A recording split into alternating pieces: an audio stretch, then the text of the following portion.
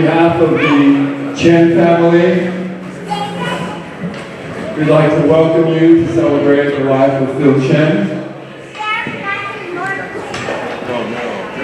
Son, father, teacher, gracious friend, rock and roller to the core. We all know that life ends, but love and legacy continue to endure and live in the hearts of our loved ones forever.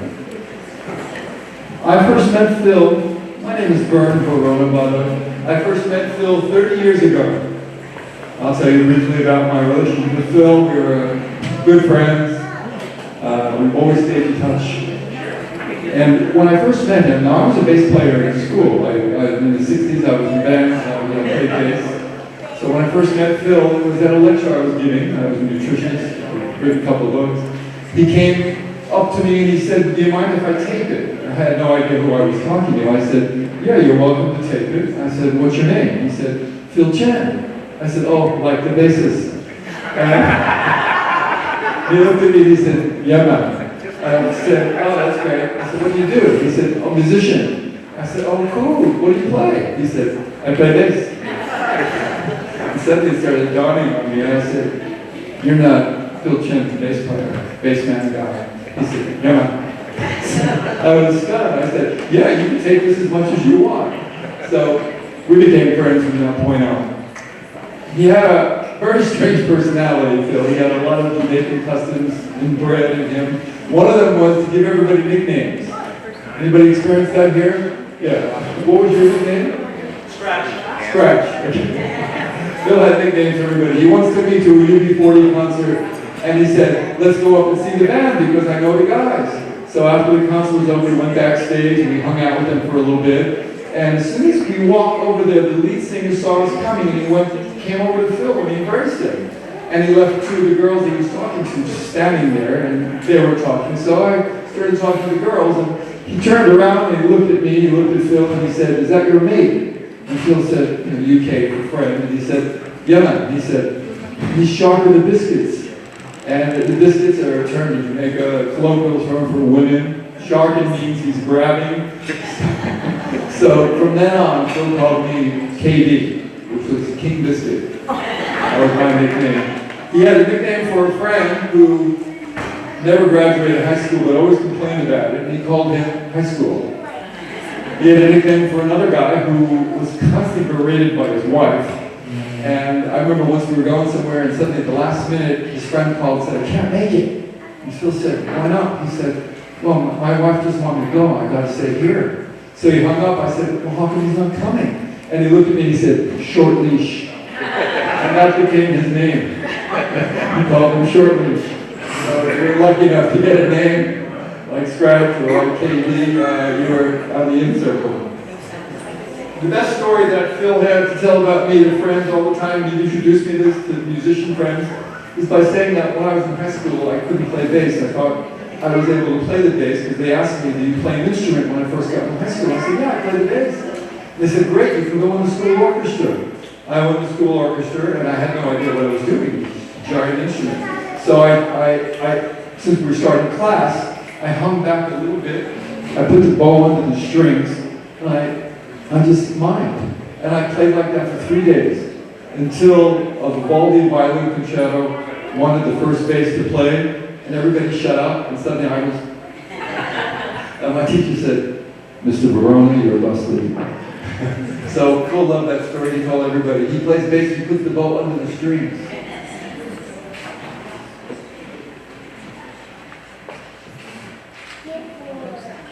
I miss Phil. I think about him a lot. We used to talk a lot on the phone because I was traveling and he was traveling. When he come to a city, he'd invite me to the concert. I got to see the same concert over and over again. And I was always inspired by Phil's focus. He had such intense focus. And that's what motivates me sometimes. When I think about Phil, I think about his focus and his motivation. And maybe even living a life that he can no longer live as a tribute to Phil. So, what I do want to say is that Irving Berlin has this famous quote that the song is ended, but the melody continues, and I think that's really what says it right for me in terms of Phil. The memory continues. So I'd like to introduce, we have some wonderful guests today. I'd like to introduce everybody one at a time.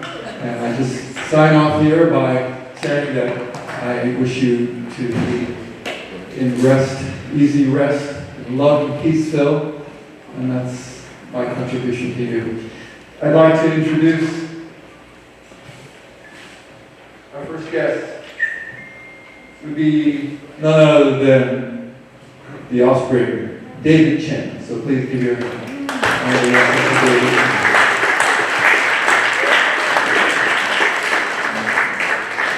Everyone. So not surprising to some of you, I didn't make a speech. Didn't make one before. I see my family rolling their eyes right now. Yeah, my dad would have thought it was a terrible idea to ask me, so very bad idea. But I wrote some notes down on the way over here. So, welcome to you guys. For only being here a short 75 years, my dad has left a mountain of accomplishments that could fill many lifetimes. And I could spend years trying to piece together stories.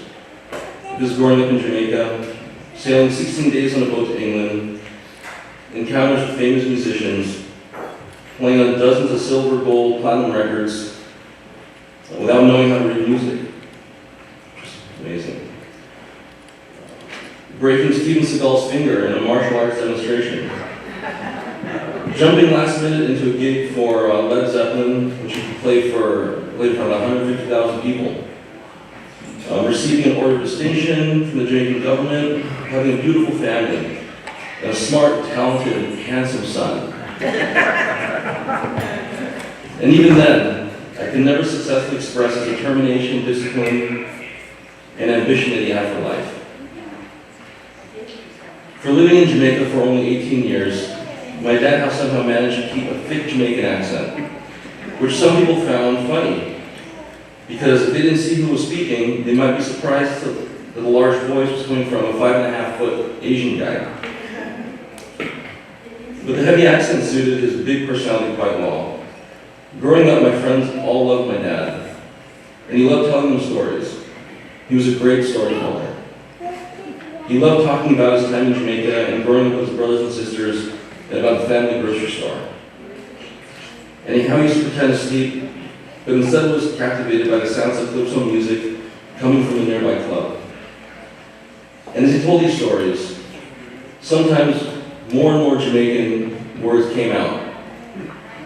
And my friends loved listening because it was so captivating. And they would tell me, "Oh, he's so funny. He has such a funny accent. I love your dad." But I have no idea what he's talking about. Yeah, they could never really understand, but I always thought it was amusing. There are many Chinese in Jamaica. And it seemed like my dad knew everyone. Anytime I bumped into another Chinese-Jamaican, I'd say, "Hold on, let me go ask my dad." He probably knows who your family is, who your mother's, cousin's, brother, and he always knew. He knew who everyone was. He could recall every detail. What school they went to and how everyone was related. How he remembered this for 50 years after he left, I don't know. It was pretty amazing. He had a really great memory. It was really a vault of knowledge. One time, I was talking to my dad about living in London. And it was around the time the movie Bohemian Rhapsody came out. And it's about the Queen and Freddie Mercury. And my dad said, "Yeah, I used to live near Freddie." I said, "Wow, that's amazing. Did you hang out with him?" And he said, No way. There's too many Batty Boys there. And if you don't know what Batty Boy is, look up Batty Boy. So my dad, he renamed every place we've ever lived to the Macro Aikido Center. And next to the front door, there would always be a handwritten sign that said, "Welcome to the Macro Aikido Center, established in so-and-so." And below it would say, in big letters, "Take off your shoes." And it would read just like that, in a yelling tone. Because if you didn't take your shoes off, you'd be sure to get a lecture on having respect when you go to someone's house. And to always make sure your shoes pointed away from the house, like how the Japanese ninjas did it, in case we got attacked and need to make a quick escape.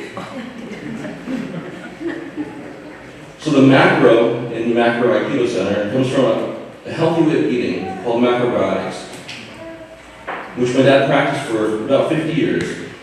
He believed that the cure for most things was through a healthy diet, which was mainly brown rice, miso soup, vegetables, and for a kid, it's pretty much as bad as it gets. However, we're very blessed to have been taught how to eat so healthy, because it made us appreciate, all the junk food that our friends' families fed us when we visited. And to my friend Ryan's mom, Susan, she used to go there, she used to buy donuts and a variety of packs of chips. And it was me who stole all the Cheeto chips and I ate as much as I could when I was there, so sorry about that. I even took home any I didn't finish. So Aikido is a Japanese martial art that he studied for many years, and he was very, very dedicated to practicing every morning. But he could only take his practice to the next level after he divorced my mom. As she moved out, so did all the hardwood flooring in the living room, and it was quickly replaced by dojo mats, turning the entire living room into a dojo. My mom would have killed him if he did that while they were married. My dad was very fortunate in that he was able to spend his entire life doing what he loved. Whether it was playing for a crowd, teaching someone the yin and yang of different foods, or throwing someone around in the dojo, like Jeff, who was talking about that. Dedication and the pursuit of perfection was deeply embedded in him. I sat by watching him work on his craft for years and putting endless hours into becoming the best version of himself. I remember waking up in the morning and the entire house was shaking. And it was him practicing his upright bass in the closet for hours. And it's kind of normal. At first I thought it was an earthquake and yeah. So he's a true inspiration to us all. He led by example and is proof that nothing good comes without hard work and sacrifice.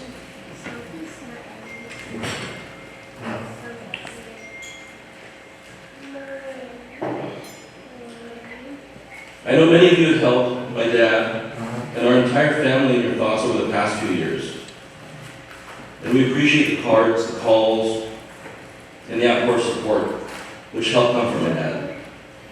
And for that, we're truly grateful. We take comfort in knowing that his 75-year moment in time was so bright, that his candle will remain lit through his words, his family, and YouTube videos for years to come. And I hope the stories of his passion, dedication, and love of life inspire everyone to live each day to the fullest.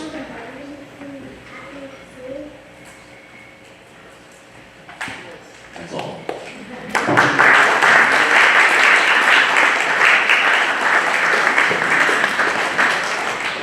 Thank you, David.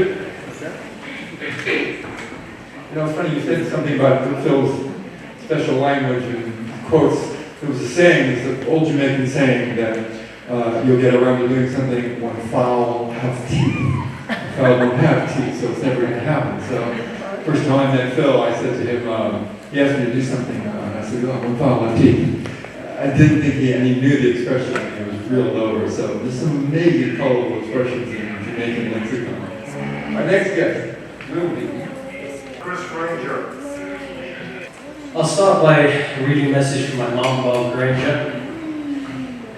There will not be a person here today who does not know the outstanding musical history of Phil. Phil's achievements are too numerous to list. We first met during the sessions of Rod Stewart's Footloose and Fancy Free album in 1976. And from there, living like the closest family during the recording of 3 massive albums and 2 mammoth world tours. It was the beginning of a close and lifelong friendship and of a shared humour. So thank you, Phil, for all your positive energy and your great wisdom. But always, always make sure you get plenty of Chinese roast duck. I was fortunate to meet all of your family, and I know how immensely proud you were of David and Lindsey, and more recently, your beloved grandchildren. I thank you for being the biggest hit with my own family, the lovely cards and gifts you sent my own mother in her final years, and for the extended and close relationship with my son, Chris. I'm blessed to have had you in my life. It's the laughter I will remember. One love, and thank you for being a wonderful friend. Now a message from my dad, Gary Granger. I first met Phil in a rehearsal room in Camden with Kenny Jones and Rod in April 1976. I guess it was our audition to form the first Rod Stewart Group. It went really well. Phil and I kept on pushing each other for more volume, more aggression as we progressed. Phil was playing a high watt, 100 watt amp and 4x12 high watt cabinet.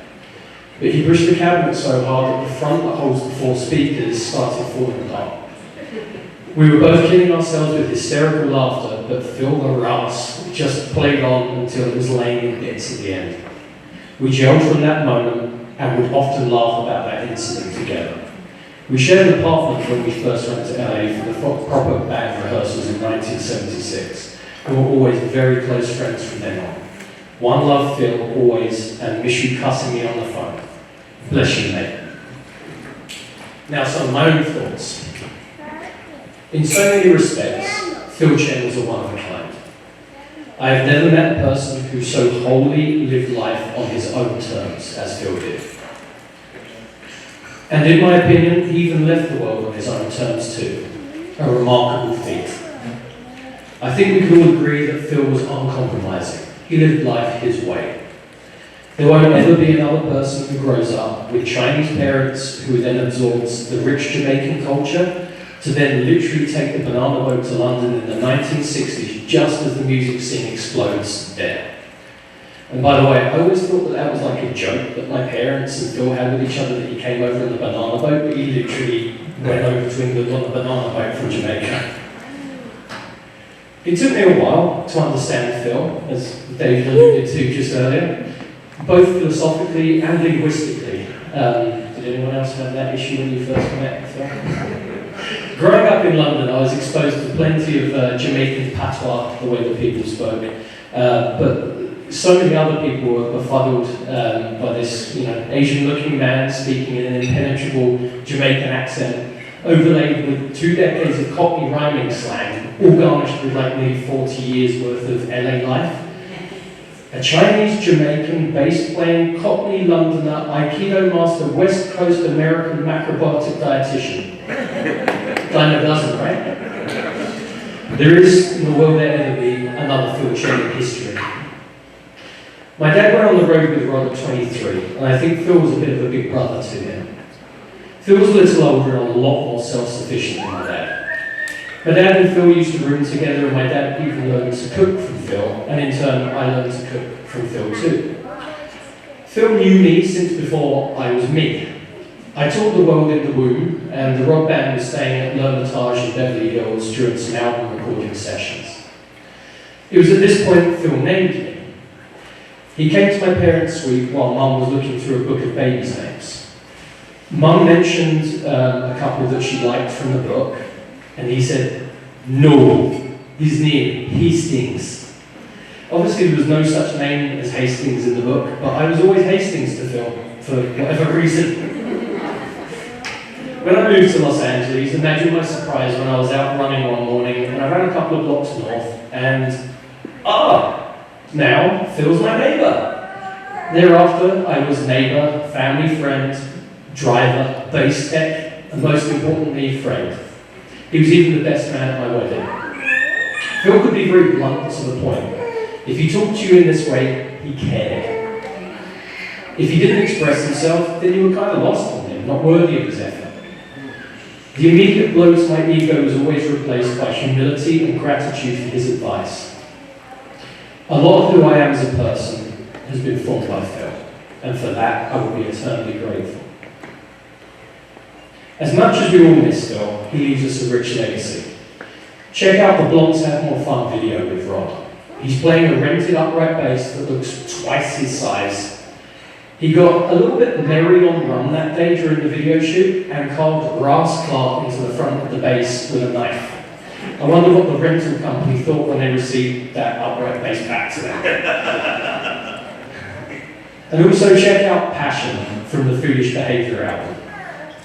His playing so melodic and emotive, so full of passion. The last time I ever saw Phil, I told him how much I loved that song among all of his great recordings.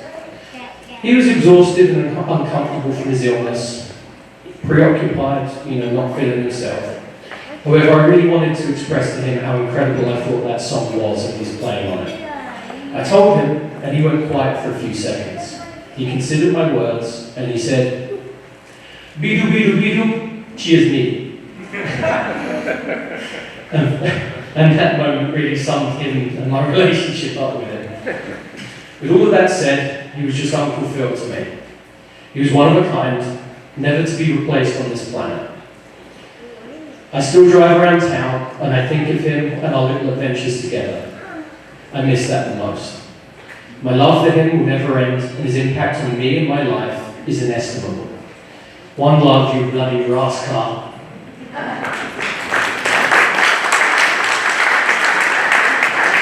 Thank you, Chris. It's good to see you. I remember you now. There you go. I'd like to bring out Ed Rollins.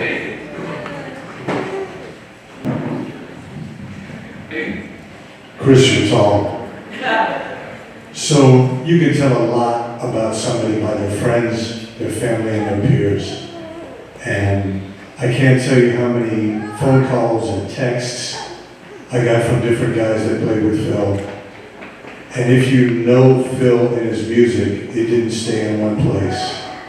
He played rock, he played reggae, he played soca, he played R&B. He studied all kinds of things. So texts came in from all kinds of friends, and I might as well run through some of their nicknames because that was Phil. He would observe something that happened, and that would form the nickname. It wasn't like some random way of busting your balls. It was like something that happened. I have the unfortunate nickname from Phil of Kenny G. Now, a long time ago, I had really long curly hair. Phil never said I looked like Kenny G, but enough people came by and told me that I looked like Kenny G that one day, that's what I was. I was Kenny G, man. Some of the people that I want to make sure really wanted to be here. Jimmy Paxson, also known as Richie Rich. Same thing, people would see Jimmy and they would say, oh, he looks like Richie Rich. Half Step, Strappy. Half Step always insisted on whatever song it was being played down a half step.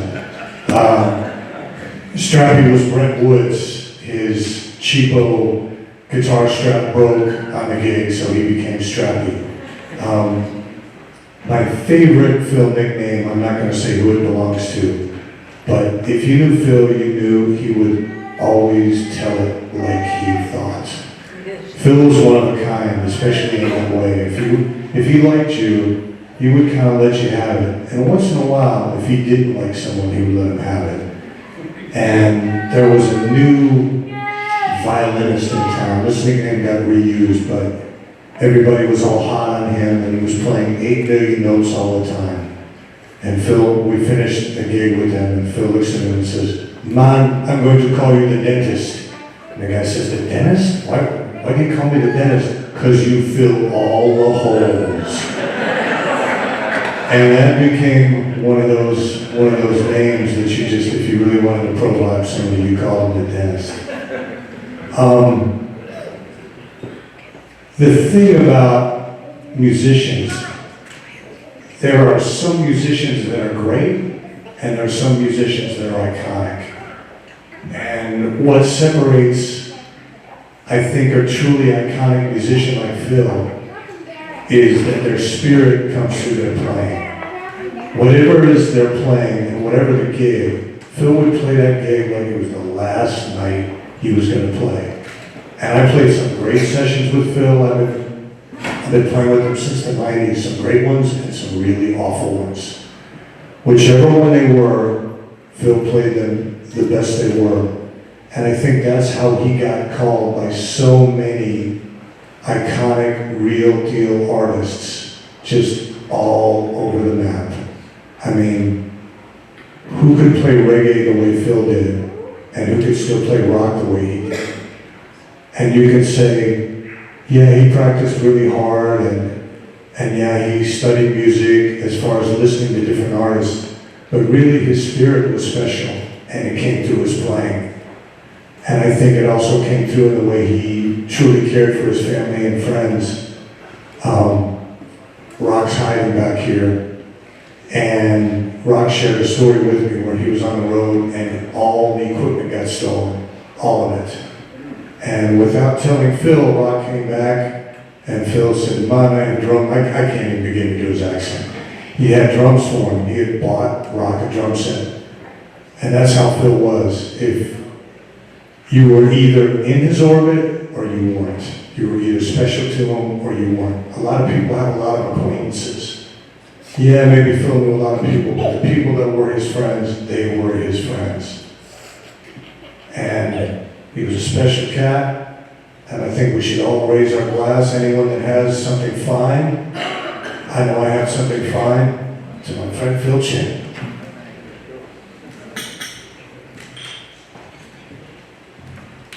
Thank you all for coming out.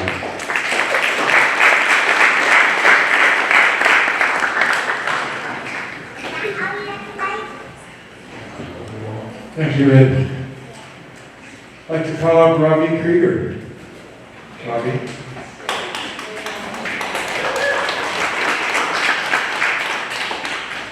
Hello, everybody. Thanks for coming. Ed just told me that I should give up my nickname. That Phil called me.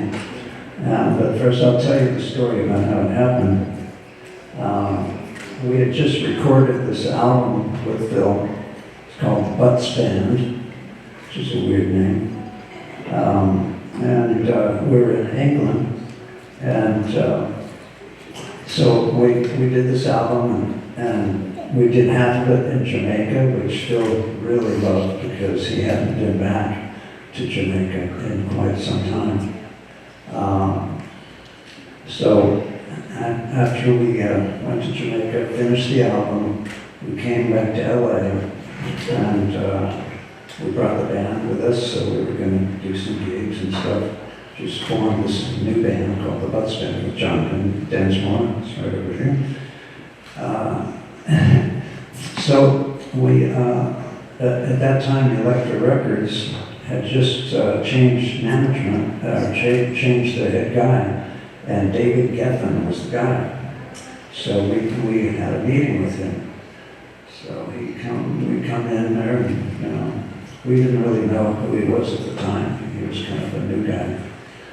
And we didn't know his demeanor or anything. So later I realized he was kind of yeah, a little full of himself. So anyway, he says, "Well, I've listened to the album, boys, and we really loved the album. I mean, we thought it was, Phil Chen on there, and it's my songs, John's songs, and anyway, we really, and Bruce Botnick, who produced the thing,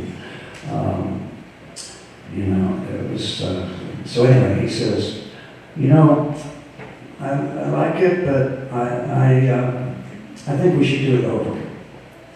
We'll get Geffen, we'll get Tom Dowd to produce it, which, looking back, I wish we had done it. Tom's daughter's sitting right back here. I was just talking with him. And anyway, so Giffen says, so when he said that, I didn't realize it, but this look of horror came over my face, and just negativity was spewing out of me, I suppose. And Giffen says, "Man, you look like a half-dead worm." Says, "It looks like you're not very excited about that idea, you know." And looking back, I wish I had stopped and thought and said, "Well, Tom Dowd, we should do it, you know." Even though we just spent all this time doing this album, which we thought was great. So anyway, I came back to the guys, and John and I came back and were talking with Phil and Jess Rode and the other guys in the band. And I said, "Yeah, man, he called me a half-dead worm." So that was a big mistake, because from then on to Phil, I was the worm. And my son Waylon there is now spermy. A worm and a sperm.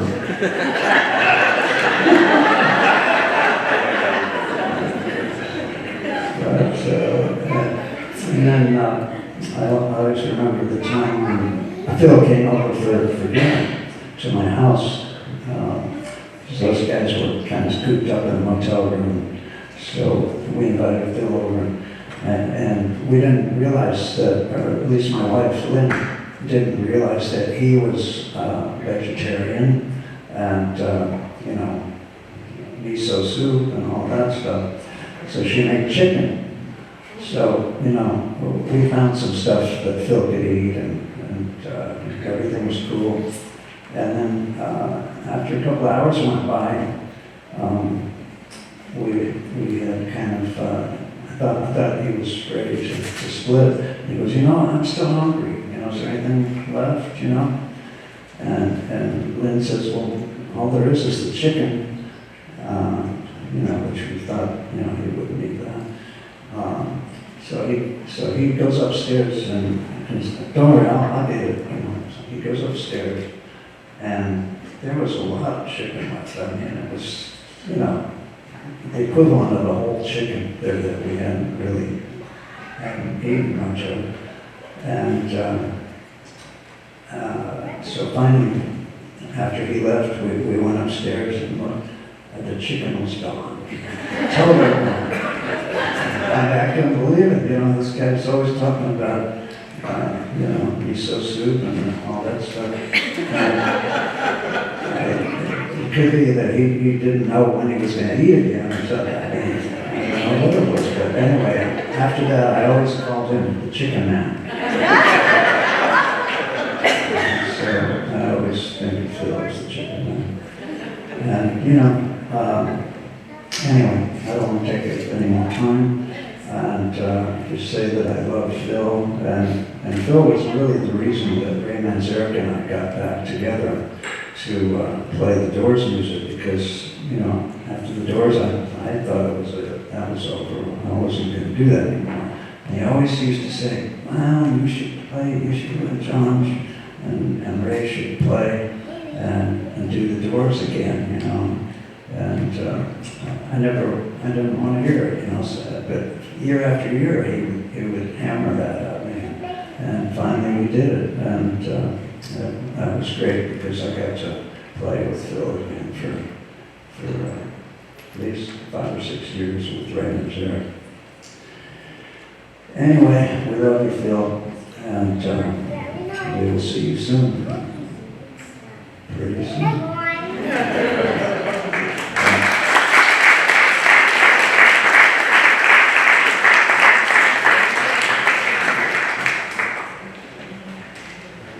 Robby, thank you for saying that. For years, I wondered he would say, "The worm is busy," or "I'm going to go see the worm tonight." And I thought, does he know you called me this? Thank you. There was somebody who shortchanged me once at a venue where I was speaking, and I complained about it to Phil, and he knew the same guy because he'd been to the venues, and he said, "He's a weasel." I said, "Yeah, I would say that." So from then on, he called him for 20 years. He would always say, "Have you heard from the weasel?" He always had a style about him.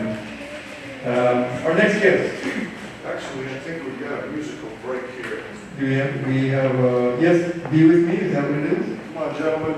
Yes, musical break.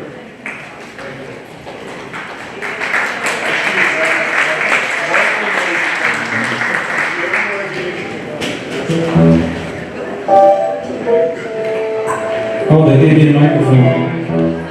First time I met Phil, he was like the nicest first meeting of any human I've ever had. And we got along so well, and we were talking about basses, and he looked at my bass, which is really scratched up and old, and you know, a lot of miles on it, like 40 years of miles on it. And I said, when I got it, it didn't have a scratch on it. And he's like, scratch. You're scratch. I'm like, what? But that's the devil's name too. He said, nope, you're scratch. So there you go. First time I met him. And he gave me a hand-burned CD of some of his favorite reggae tunes, just like a mixtape. Like I just met the guy. It was amazing. That's the kind of guy Phil was. Here's a song that Robby wrote with back in the Butts Band. This is one of those Butts Band tunes. Marco, Robby's mic, please. Robby's mic unmuted, please. Thank you. You got anything, Robby? There we go. Frank it. You guys hear me? Can you hear me? Yes. I just wanted to say, this particular song is the reason why I got to know Phil Chen. Because, you know, when we formed this group, the Butts Band, and John and I met this guy, Jess Roden, who was a really good singer. He sang with Robert Palmer. So we said, well, we need a bass player, you know, do you know anybody? And Jess goes, well, we probably can't get him, but there's this guy, Phil Chen, he played on Blow by Blow, all this stuff. He's like the session guy in town, right? He's probably the best bass player in London. And so, God, yeah, try to get him, you know. So we got him to come out to a rehearsal, and the first song we did was this song we're going to do right now, Be With Me. And it just turned out that the bass line on this thing was the perfect song for Phil, his style. And hopefully Brandino here will be able to recreate it perfectly. Give his Hawaiian shirt. No pressure. But I really believe that's why Phil decided to join our band, was because of this song.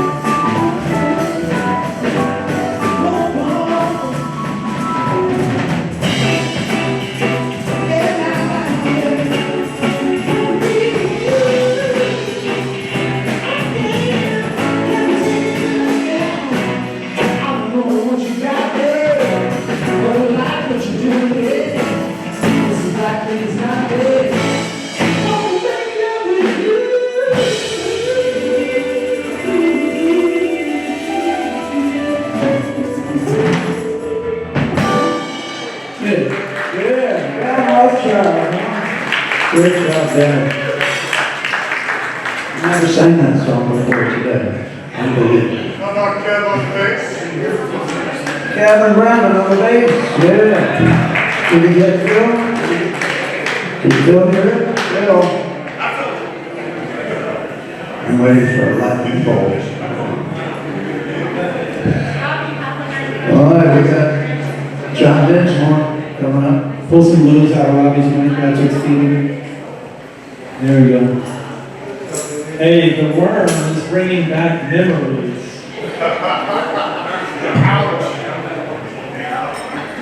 Yeah, man. The thing is, I don't mind playing music Rasta, but I must channel Rasta feel. So I wrote in Bass Player magazine that Phil had it all: rock and roll, reggae, calypso, blues, whatever. And Dan, do you think we could channel Rastafari? Never, but we can honor it. I'm going to go for it as much as possible. Wait a minute. I feel it feels like he's in the room because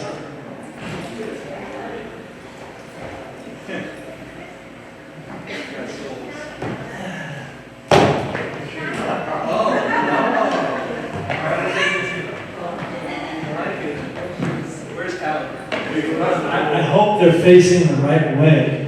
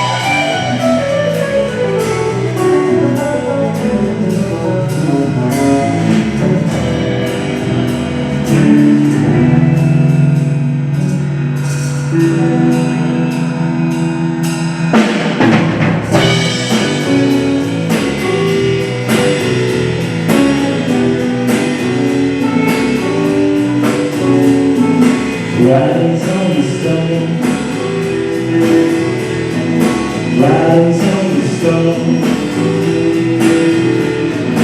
Jesus has a this road from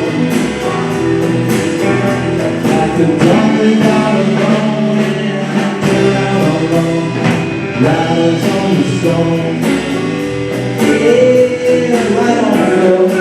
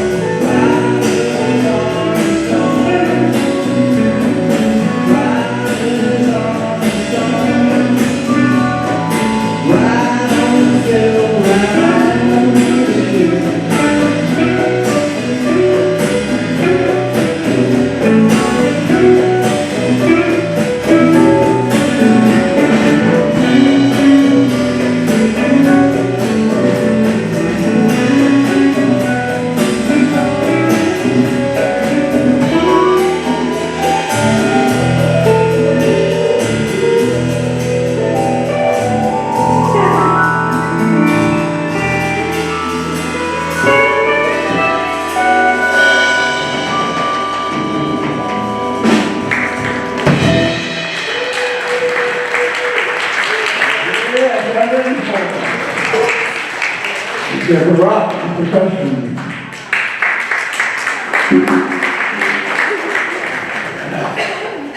Here's my contribution to Phil's celebration. And I'm actually using the words from Phil himself when he went to Toronto in 2017. And he said, "What I'm about to say and what I've learned from that time, you can do anything you want if you put your mind to it. That's what I'm saying. If you're going to learn some Chinese, there are always great opportunities, but you have to see it." The other story was about taking control. I remember walking down the street with my father, walking down Barrett Street, and there was a black man, and he said, "Chinese yam dog." We know that Chinese eat dogs, but it was a joke. I said to my father, "Did you not hear him say Chinese eat dogs?" My father went up to him and said, "Thanks for noticing me." That was an opportunity our father took. Father never beat him up or anything, you know what I mean. It was taking an opportunity and make it your own. As far as opportunity is concerned, Phil was very creative. He said, "For a tuner, I did not have a tuner, but I figured it out. You know, my tuner was a piece of paper like this," and he holds up a piece of paper in the program. And I tune one string and I put a piece of paper on the other string. Then I tune the other string, and when they reached the same frequency, the paper jumped off. There's always great opportunity that are there, but you have to see it. Don't complain. I used to watch my father write Chinese calligraphy. He was not a shopkeeper, but he had to do as he had 7 picnic. Then Phil pointed to the poster we had made, saying that to Phil, "Practice your music. Your future is immeasurable." And this is what made Phil decided to really go into music and do all he could. Anyway, Dad did this for the kid, as Phil said. His true art was calligraphy. When he did his calligraphy, he would not finish until 6 o'clock in the morning. And Moose put on gloves. And he came, and people come at 12 o'clock and they see my mother working in a shop, and people would say, "Boy, the father lazy." He said nothing. I did not say anything. He did not understand the life of an artist, and that is Hakka mentality, remaining quiet when unfairly accused. So this Hakka mentality is called Xiu Xiang, that Phil learned very well. Miss Lou, I played with her in 2004 in Toronto. I said to Miss Lou, a long time me no see you, and Jackass was a boy. Listen, I leave Jamaica a long time. Jamaica is still in me, but I can tush it if I want, because I have been to Buckingham Palace. I have played in Tokyo with El Presidente. But anyway, what I learned is that the Jamaica people is sweet no fart. You know what I mean. You should all embrace it. It's our heritage. Me know you know come here to eat ackee and saltfish and dumpling. It's not Canadian. Canada is a great country. I don't say no. However, I would advise you to find your heritage, where you're coming from. You can eat your patty, but you have to find your heritage. The Chinese Hakka heritage is a very rich one, which you can learn from and pass on to our children. Although they take you out of your country if you are still Hakka. What I also learned is that when you reach a situation, you own it, no matter what. I played with a lot of people. I played with Led Zeppelin, Rolling Stone in front of 250,000 people, more than the sands on the beach. But me not tell him that. I take my father with me when I go their places. Mash up. Understand?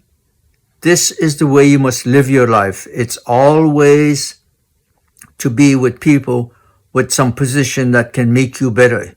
You do not want to say on your deathbed and said, I should have done this and I should have done that. We should also respect our elderlies, the Chinese, and look after them. It is they who made us. And that was Phil's take on his life and lessons that he learned. I just want to say that Phil was also very generous, and he gave me a guitar. So anytime I pick it up and play, Phil is with me, just like Phil was taking Dad with him. Okay, thank you. I will add a piece from that presentation. Thank you. Bye.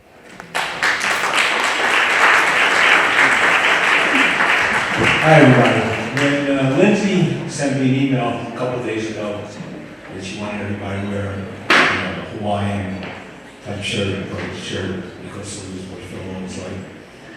And I thought about it. I was going to go buy a Hawaiian shirt, and then I thought, well, the way I met him was because of this. It was Phil's story is a story of unrelenting, uncompromising hero worship, and he honored those heroes by playing music the way he did. Now, of course, there's James Jamerson and Ernest Ranglin. I never met Ernest, but I certainly know James Jamerson, so I wore my James Jamerson shirt for Phil. The way I met him was I had read Phil's comments, and I was writing James Jamerson's books, Standing in the Shadows of Motown. Phil had talked about Jamerson a lot in Bass Player magazine, and I knew he was a fan, and I contacted him. And he was a big help to me on the project. The book came with 2 CDs where you had all these bass players playing Jamerson lines. So Phil got me a lot of bass players. He got me Pino Palladino, he got me Paul McCartney, he got me Chuck Rainey, and he was very involved. So we became good friends, and I came out to LA to hang with him at his house. He took me out back at a garage type studio.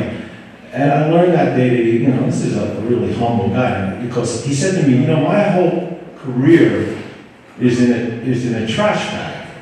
And I said, what do you mean your career's in a trash bag? And he pulled out a big green plastic trash bag and dumps it on the floor, and it's like 15 gold records. Like they were nothing, you just dump them on the floor. And most people would have them, proudly displayed on a wall. And I said, this is a different kind of guy, So, of course, everybody's talked about his nicknames, and I learned that very quickly. My career is mostly, I'm a pit orchestra player. I play a lot of Broadway shows and things like that. I play with big orchestras. And I did one show called Steel, and it was the evolution of the steel pan. It was the history of the steel pan. And that's something that Phil, one of his hero worship things, he was obsessed with the steel pan. He used to go to the pen yard in Trinidad. So they had hired some authentic Trinidadian steel players. One guy was named Ross Ijinga.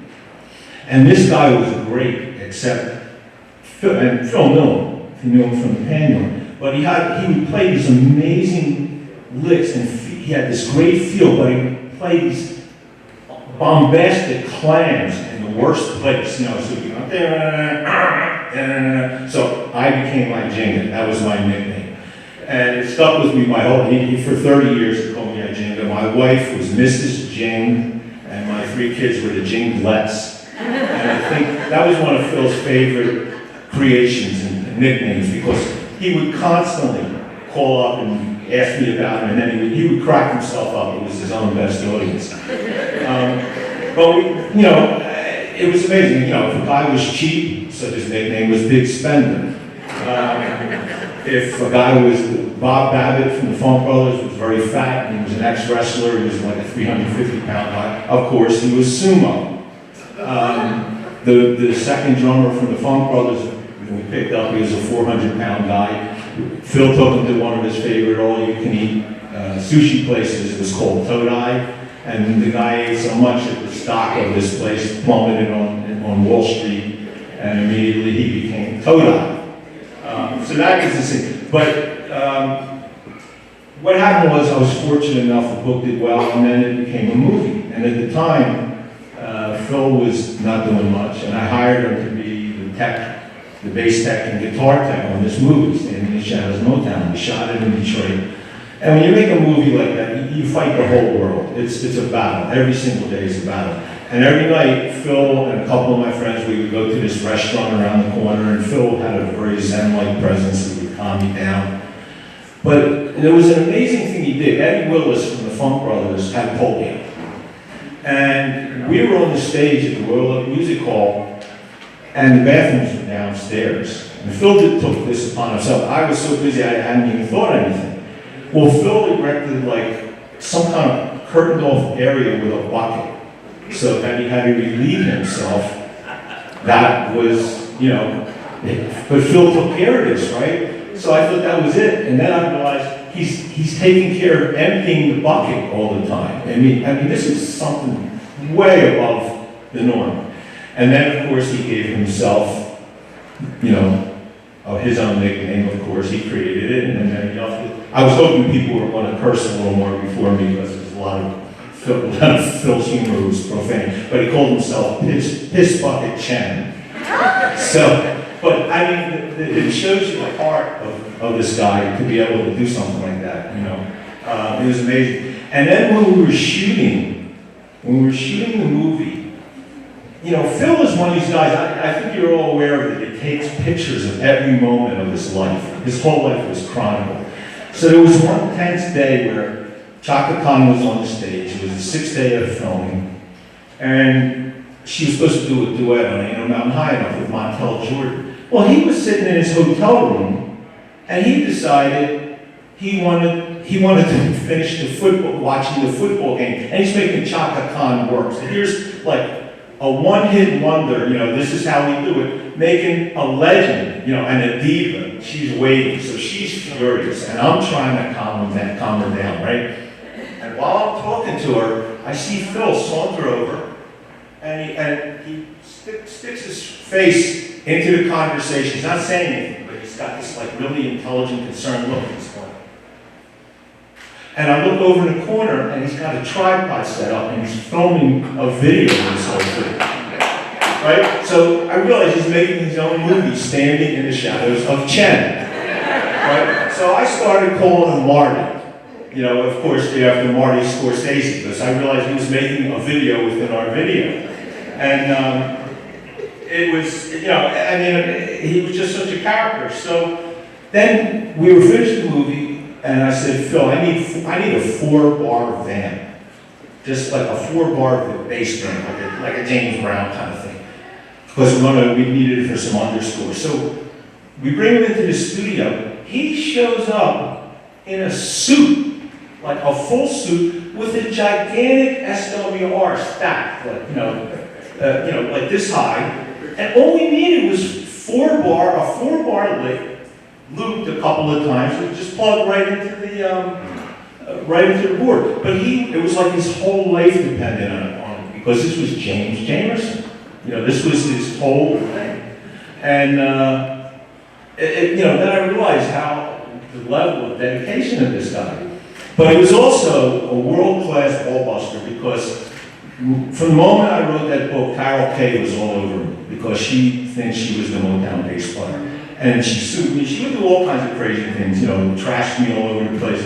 And Phil, every month, without fail, would send me a Carol Kay bass book, a Carol Kay bass pick, rather, with a little smiley thing, and he'd say, the Chinese Rasta. And he would send this to me just to stick it. So we were in, so over the years, we talked every week, a couple times a week, and I had a gig with the Ocean City Pops. It was a big orchestra, 50 pieces.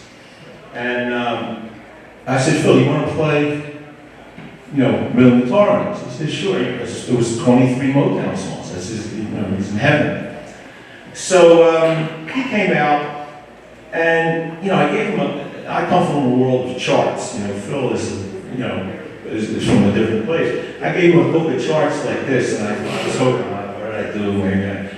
And somehow, I don't know how he did it, but he read all, he stayed in my house for a week, and he would just disappear with these charts and the records.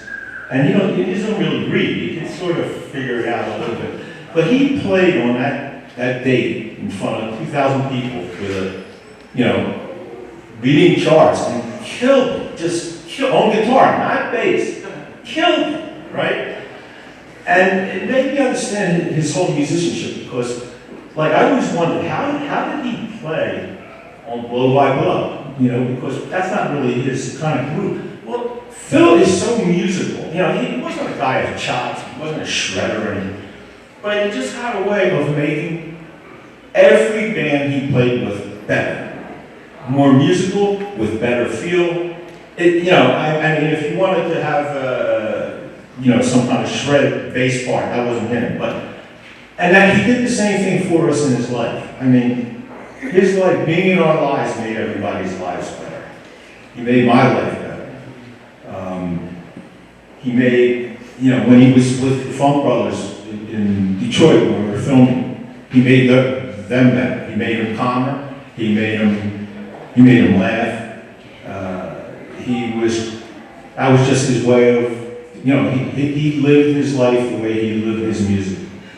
And there's a saying in Yiddish, it's a great saying, it says, you can't be a schnorrer. And a schnorrer means you can't be greedy. So, I thought about it, and, I was like, when he passed, I was really angry. And then I thought, wait a minute. I had this guy in my life for 35 years. I'm sure many of you had him in your lives for longer than that. And I thought, yeah, I can't be a schnorrer. I should be grateful that he did that.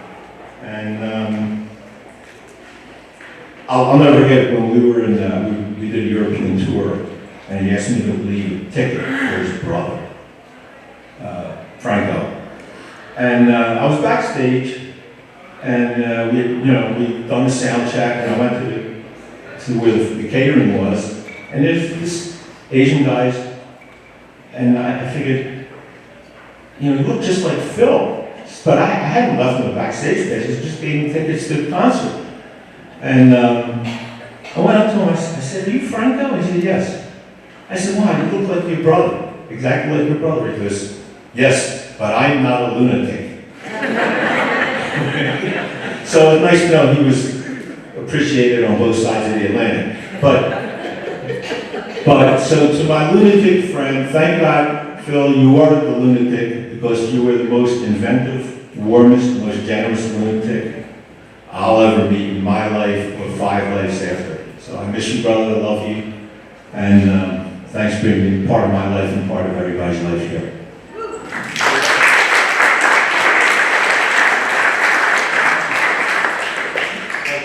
I'd like to bring up Roland Robertson. Roland is an old friend of Phil's, and he has a distinct name. I'll tell you his name in advance. Shrimpo. I heard this years from Phil. Shrimpo. Tell us how you got that name from him.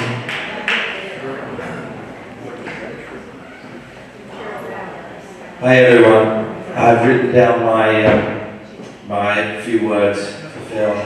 Came up with it last night, and just wanted to start off by saying everyone said such nice, true things about him, and Ed Roth said some lovely things, and couldn't say it truer. He was a genius as far as I'm concerned. He was a bold and sensitive player, like the best player I've ever had the pleasure of learning from and knowing. But anyway, here's my few words.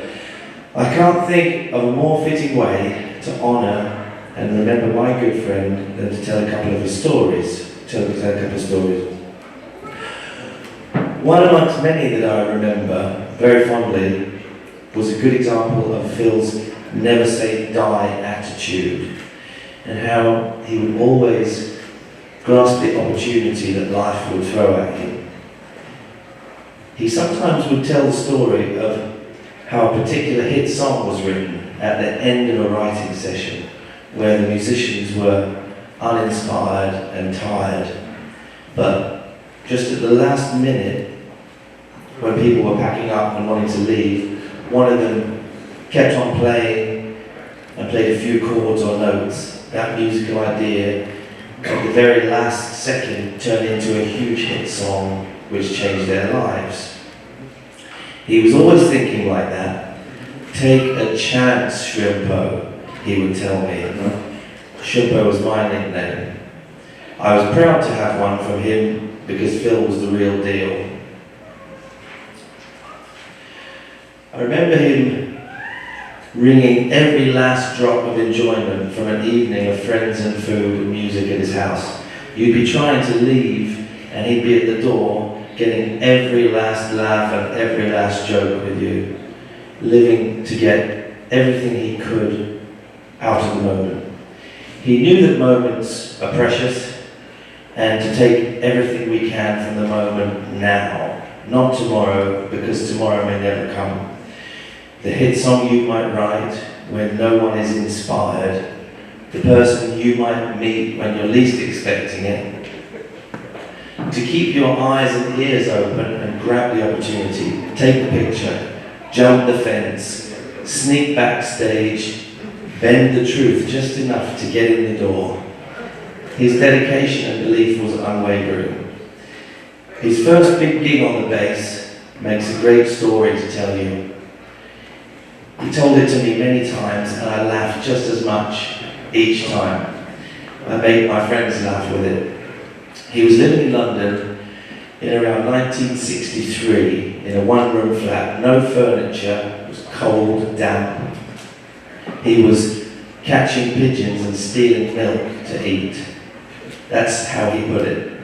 At that time, he was in his single cold, damp room and the phone rings. It was Mickey Most, one of the biggest music producers in London at that time. I need some bass guitar, Phil, he said. As Phil put it, he had a dead man diary, meaning that the pages of his appointment diary were all blank. In his single room, with one bar heater, Phil replies, "Hold on, Mickey, let me take this upstairs." There was no upstairs. He told me he put the phone down, went across the room to make himself a cup of tea, coming back to the phone minutes later saying, "Mickey, you're in luck. I might be able to fit you in." He was always looking for the way in, relentless. Phil wanted to share his life. Nothing was more important to him than people. A phone call to a sick aunt, a few bucks to a friend in need. He lived that way and would get so happy when someone would return the care or think of him. I think it was probably his biggest joy in life, sharing. He would tell me with a laugh how his report card from school, written by the headmaster, had read, "Phil is not exactly what you'd call a brain, but you couldn't want for a better friend." I get laughs from my friends so often to this day, and I'm sure for the rest of my life retelling some of his funny quotes. I felt like a bit of a translator for him sometimes because I understood his accent until he was around Jamaicans. And I shared a love of English and Jamaican culture and humour. He loved one story I had told him. One I'd read about famous blues guitarist Buddy Guy, who had gone to Chicago to seek his fortune. Gone to Chicago to seek his fortune and get discovered, but was tired and disillusioned and had used his last coins to make a phone call to get the lift back to go home and give up. He was hungry and all he wanted was a burger. And just then, at the last minute, someone had walked by and invited him to a jam session at a famous club where he finally got discovered. But after performing, after this big break had actually happened, he said to the club owner, "But when do I get my burger?" Food meant a lot to Phil. I think it meant sharing in love and caring for each other. The quality of his notes on his instrument were the same thing for him as the quality in cooking something beautiful and great. He'd tell me, "The gift I have for you is more important than a 59 Les Paul or a 62 Strat. Those are vintage guitars, if you didn't know. The gift he gave me was a cooking pot which still takes pride of place in the kitchen of every house I move in." That's what I got. Thanks for God bless.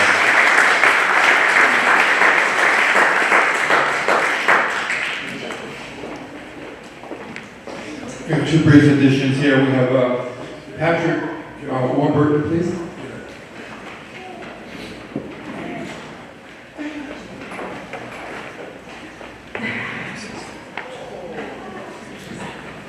Good afternoon, my name is Patrick. I wasn't blessed to have Phil as much a part of my life as all of you were. And I didn't know him as you all did, but I did know him, and I was able to make certain observations. Robby asked if I wanted to say something. I said, "I don't feel qualified." And then I realized you don't say no to Robby. And so I will share something brief about Phil. One, it's very special to be here with all of you today celebrating the great Phil Chen. I knew Phil because at the St. Jude event, and Phil would perform with Robby. They helped build the event and bring in so many great musicians. He was very generous with his time. And I did enjoy his humor, and I did enjoy his talent and his company when I was with him the few times I was. But in one area I found him to be very, very selfless and generous was with my sister, who he didn't know. I think he might have met her once amongst the other 1,000 people at this event. And she would engage him on Facebook, and very few other people would engage her on Facebook because she likes to knock a few back. She gets a little, she'll talk about just about anything on Facebook that she shouldn't. And usually, folks don't engage, but she got his attention, and he helped mentor my niece, who's a musician, and she would let me know how Phil was helping her. He somehow found time in his life to be able to share what he had with a struggling young artist, and that just so very, very much impressed me about the man. But love you, Phil, and thank you all for me being here today. Appreciate it.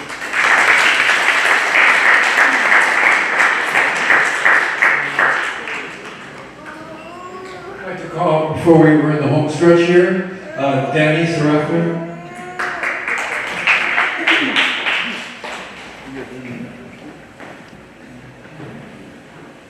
Hello, how you doing? We're here to celebrate this beautiful man, huh? Wasn't he something? That really says it all right there. First, I met Phil in 2008 at the James Burton Guitar Festival. I was the only drummer invited, which was a great honor. And I played with a lot of great guitar players, but I have to tell you, the person that moved me the most was Phil. That's where we connected. And we were at a blues club in Shreveport, Louisiana. Next thing I know, this guy jumps on stage. He's an Asian dude, right? Smaller, and he's locking with me he's locked with me like we're one. And that's a special thing with musicians, when you find somebody that, it's like finding a soulmate, but it's a musical soulmate. Well, Phil was that to me. So we locked there, and then we performed a few other times during the festival. So we became really great friends and talked about doing a band together. I regret we never did the band together, but Phil was that kind of player. To me he was, and I know he was, he locked with me. Like when we performed, it was just amazing how we locked. And if you understand drummers and bass players, it's an important thing about a record. If you listen to records, and many of the great records, the foundation of it is the drummer and bass player locking. Well, Phil was that to me. And then we became really dear friends, and it was, every time I saw him, it was a celebration of that time, of us locking together. And whenever we got a chance to play together, we did it. And we always, when I was playing, Phil would come to me, next to me, look me, and lock me in the eye, and we'd lock. So, I don't have all the stories that everybody has, but what I do have is what an amazing relationship, musical relationship we had. Because, and it's few and far between, really. I mean, I played with a lot of great players, but I don't always lock with them like I locked with Phil. And not only did we lock musically, but we locked as friends. He always made me feel better. He could see if I was down, or he would make me realize that I had so much to be grateful for. I'm grateful to be here today to share my love for Phil and with you people all. Thank you.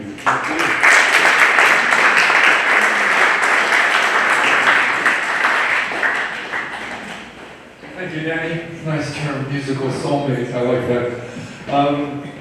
Want to share our last show with you with Phil's daughter, Lindsey Chen. So let's give a warm applause. We worked so hard to bring everything and manifest all of this.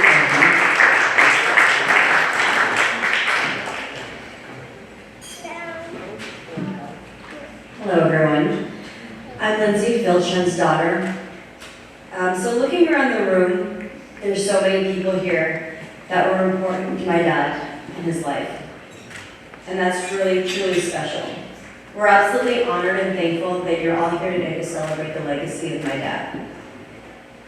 A vivid memory that I have from my childhood is waking up to the sound of the bass, strings reverberating off the walls of the house as I was trying to sleep in.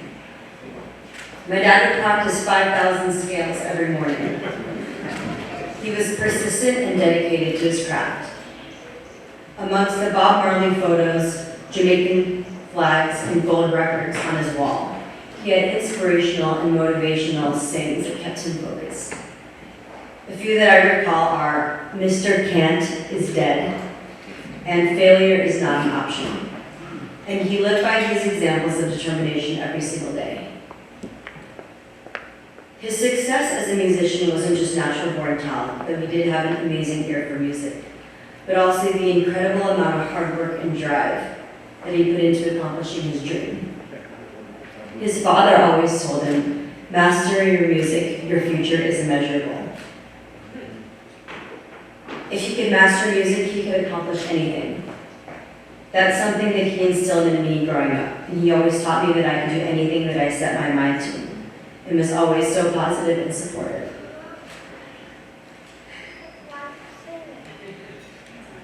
Many of you know my dad from playing with the Rod Stewart Band, and Jeff Beck's Blow by Blow, or The Doors of the 21st Century. But if you want to know the impact that he had on the music community, join him for the annual NAMM show. As you walk through the crowds of people on the convention floor,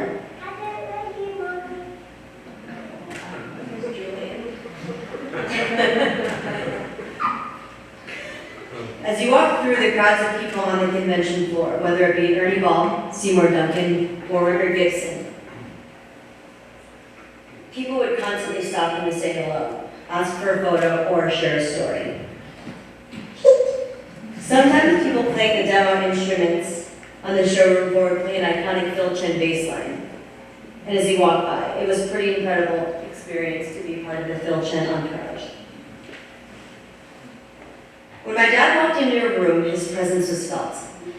Not only would he be snapping photos or handing out pick cards, you could hear his loud Jamaican accent telling stories, making people laugh, and most important, making you feel welcome. He loved taking photos. He loved taking photos and maybe even more being photographed himself.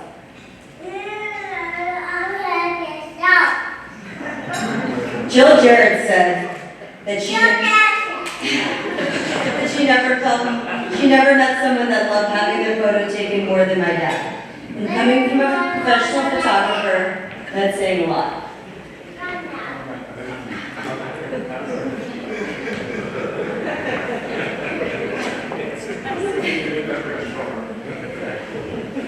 Growing up, it felt like we were always posing for photos, not only with him, but also his vases.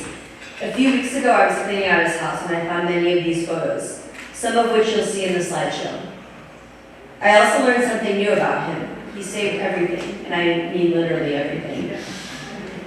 Amongst junk mail, IKEA receipts, and gas receipts from the 90s, I found piles of letters and cards from family, friends, and fans all over the world that he cherished. He was big on memories, and he never ever forgot to say thank you, which usually came in the form of a letter, CD, DVD, and a pick card, and I'm sure many of you have received 1, 2, 3, or 5 of them. My dad was a generous person and always wanted to help people. If you were sick, he would be at your house cooking macrobiotic food or bringing you a pot of wine soup. Everyone's heard the cliche describing a kind person as someone who would give you the shirt off of his back. Well, my dad, Phil, once literally gifted the shirt off of his back to a stranger that complimented it in the middle of a mall. He did things his own way. He marched to the beat of his own drum, or more appropriately, to the rhythm of his own bass line. I remember one funny story growing up that shows you what I mean. Late at night before bed, my dad would often eat a bagel. It was his breakfast, It was his breakfast, he would tell me. I'm too busy to eat in the morning and I need to get a head start on the day. Family was really important to him, and he especially loved his grandchildren. He wanted them to know where they came from and embrace their Chinese-Jamaican culture and family history, and to respect their elders. But he treated all of his friends like family. And if you ever met him, whether a matter of hours or years, chances are he gifted you one of his famous nicknames that everyone has been talking about today. And looking around the room and seeing everyone's name tags, it's really a symbol of his humor and creativity that will continue to live on with all of us. Thank you for sharing your personal nickname stories. It's been a really fun way to remember my dad by hearing how everyone got theirs, and I'm looking forward to learning some more nicknames today. My dad lived a vibrant and colorful life, and the colors in the room here today are representative of not only his style, but his spirit. So thank you very much to everyone here today, and to those who joined from home on the live stream. We're going to conclude today's ceremony with a slideshow highlighting Phil's incredible life. So in true Phil Chen fashion, I'll sign off with one love. Thank you.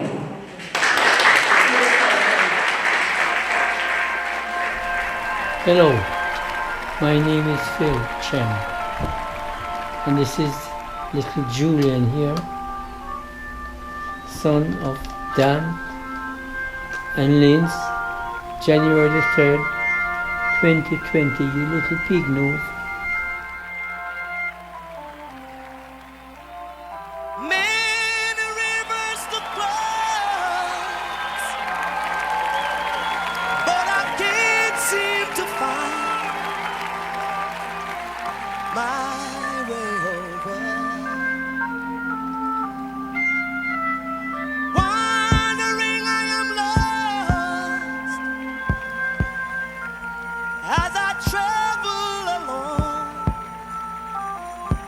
white cliffs of Dover.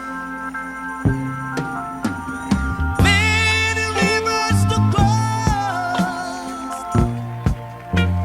and it's only my will that keeps me alive. I've been licked, washed up for years, and I merely survive. Being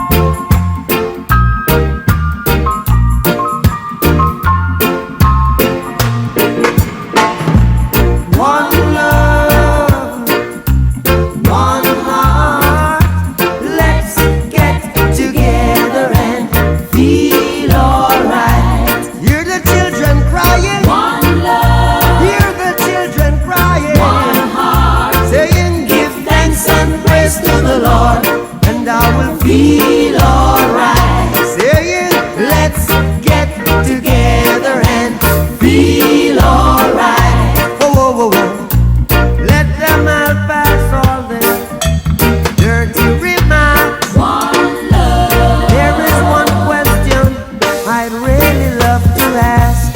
One heart. Is there a place for all hopeless sinners who has hurt all mankind? Just save his soul, believe. One love. What about a one heart? What about a Let's get together and feel alright. as it was in the beginning? One love. So shall it be in the end. One heart. Alright. Thanks and praise to the Lord. And I will Feel alright. let's get Together and feel alright. one more thing.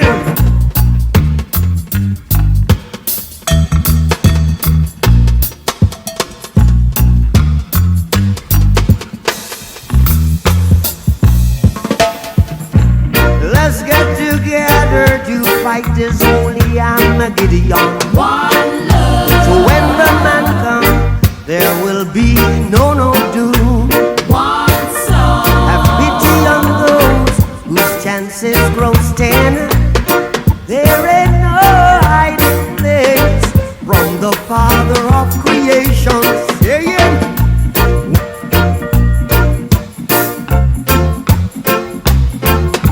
Let's get together and feel alright.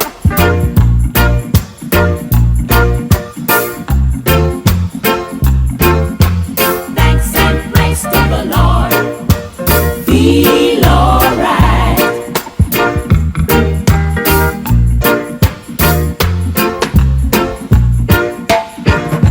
let's get together to fight this holy Armageddon. So when the man comes, there will be no doom. Have pity on those whose chances grow thin. There ain't no hiding place from the Father of creation. Saying,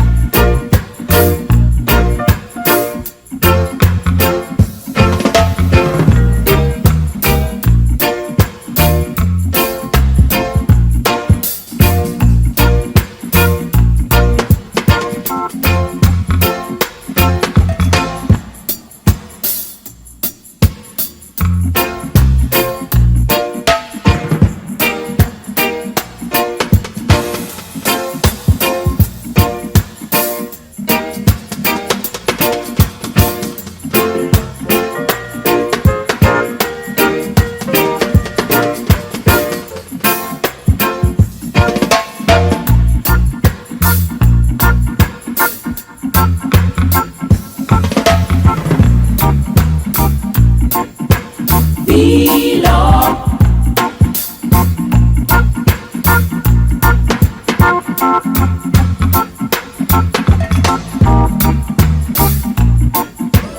Feel alright.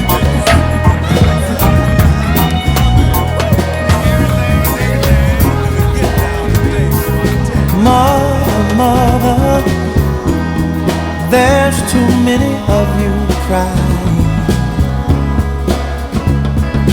Brother, brother, brother, there's far too many of you dying.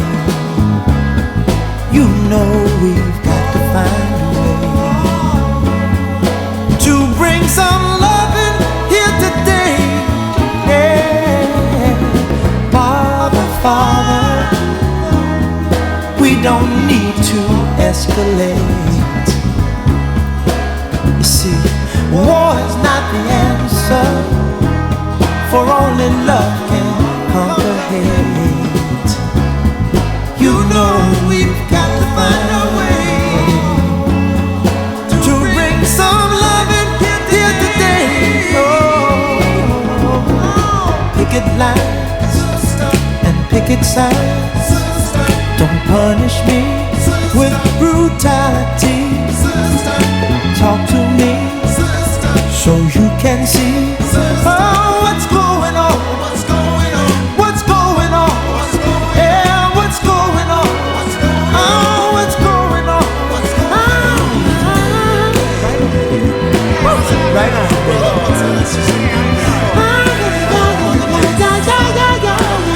Hey man, what's your name? Right on. Right on. Everything.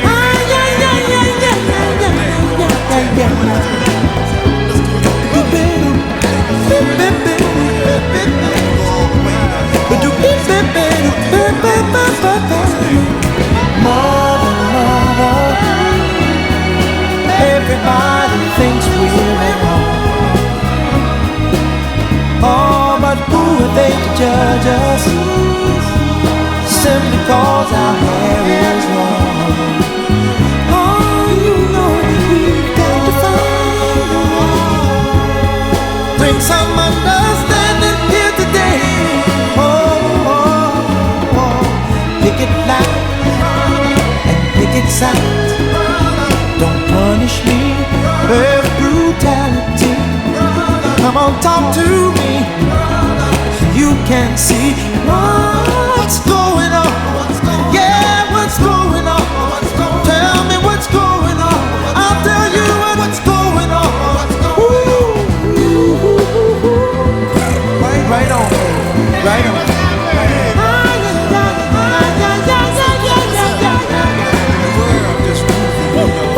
Right on.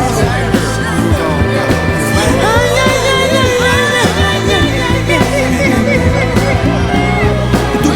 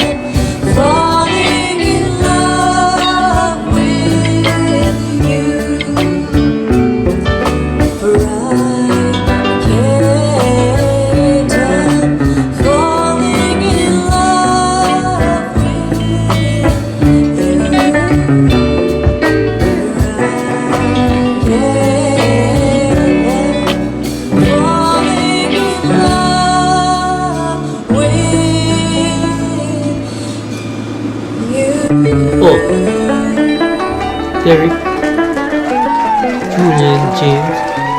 Never give up. And always remember your culture, where you're coming from. And respect your elders, alright? Okay. Okay, one love.